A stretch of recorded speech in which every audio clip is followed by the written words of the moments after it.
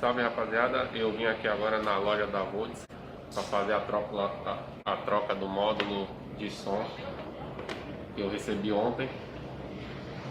Aqui o módulo, já fizemos a substituição. Agora só falta fechar a moto, né? E aí já mostra aqui, ó, no painel conectado, não sei se dá para vocês verem, já mostra conectado.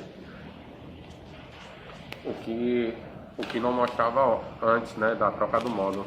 E com a troca desse módulo também, o som da minha EBS está bem mais alto. Eu tô falando assim porque eu já testei na EBS que tem aqui na loja, e o som da EBS daqui da loja é bem baixo em relação ao que está aqui na minha agora, com a troca desse módulo, certo? E aí logo mais também, quando fizer a substituição da bateria, eu atualizo vocês. Valeu?